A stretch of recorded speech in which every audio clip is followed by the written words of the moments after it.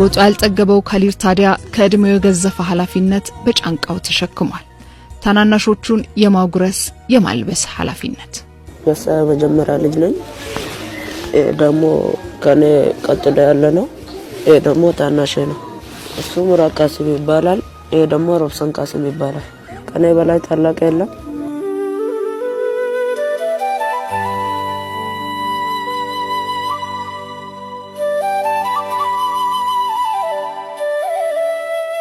ታማ ነበረ።